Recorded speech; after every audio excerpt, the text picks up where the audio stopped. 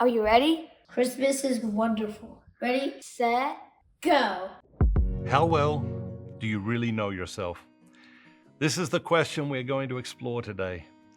Some of the benefits of an intimate knowledge of self are less inner conflict, less conflict with others, compassion for others, fulfillment, joy, self-control, resistance to social pressures, and better life choices. Number 12 is get to know yourself. Both Plato and Socrates employed the phrase, know thyself. It is an invitation to self-exploration, but it is often met with a vagueness that leaves people not knowing where to start, or a narrowness that leaves people with a narrow sense of self. For example, it's great to know your strengths, but it isn't enough. So today, we are going to identify 5 specific ways to get to know yourself. Number 1, values. What are your values? Without a clear sense of our values, our lives begin to drift. Number 2, strengths and weaknesses. Most people are delighted to look at their strengths, but actively avoid their weaknesses. And yet, it is often our weaknesses that hold the key to our bigger and better futures. Number 3, temperament and personality. Take a personality assessment. Read the assessment that your answers generate. Are they 100% accurate? No. Are they surprisingly insightful? Probably. Do they provide a great starting point for getting to know yourself? Absolutely. Number 4, hopes and dreams. We are driven by our dreams, consciously and unconsciously. What are your dreams? What are you doing about them? Are you pursuing them or neglecting them? Your dreams are your dreams for a reason. And number 5, motive.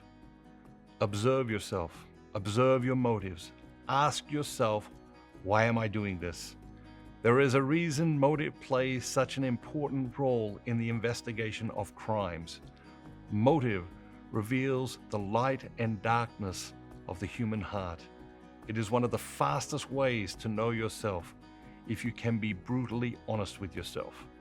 The key is to realize our motive is almost never singular. We often have many entangled motives for any single decision or action. As we journey toward Christmas, it's important to ask, what made Christmas necessary? The answer is messy and difficult to face. Our darkness made the light of Christmas necessary. How well do you know your own darkness? Not just the dark things you have done, but also, and perhaps more importantly, the dark things you are capable of. You may never do them, but the mere fact that you are capable of them is important knowledge about self. Do you ever find yourself thinking or saying, I would never do that? This statement is almost never true. Given the same circumstances, the same mental disposition, the same fears or desperation, the same education and upbringing, you might find yourself doing exactly the same thing, or worse. It's easy to know your goodness and strengths, but real self-knowledge often lies in getting to know our own darkness. But from this more complete sense of self will emerge a less judgmental, more accepting person whose heart is full of empathy and compassion for other people in their struggles. This Christmas, get to know yourself and the role you played in making Christmas necessary. Are you feeling inspired? That's great, but we're not done yet. It's not easy to have a great Christmas in a world where everyone is striving for what isn't worth having. Welcome back to 28 obstacles that will prevent you from having your best Christmas ever. Obstacle number 12 is all the rushing around. Slow down. All the rushing around is a direct impediment to having your best Christmas ever. How do you know if you are moving too fast? If you wouldn't notice the kiss of a snowflake on your cheek, you're probably moving too fast. Speed increases the chances of collisions and accidents. Not a good idea when you're driving, and even more true when it comes to your life. Speed increases the chances that you will hurt yourself and hurt other people. Slow down as Christmas approaches. Make an active and intentional effort to slow your roll and be present to who and what is around you and what is happening within you.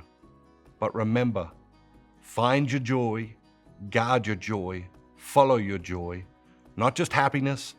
It seems our culture has confused happiness with comfort, and following comfort will lead you to misery. Find your joy, cherish your joy, guard your joy, and follow your joy.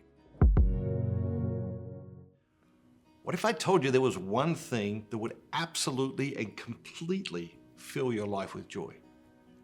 What if I told you there was one thing that would prevent stress, anxiety, and burnout, that would transform your relationships, that would eliminate busy from your life, that would give you clarity, expand your capacity to love and be loved?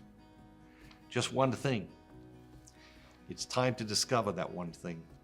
It's time to slow down to the speed of joy. Right now, when you become a Dynamic Catholic Ambassador, we will send you a free copy of Slowing Down to the Speed of Joy. So click the button below and join today. Have a great day!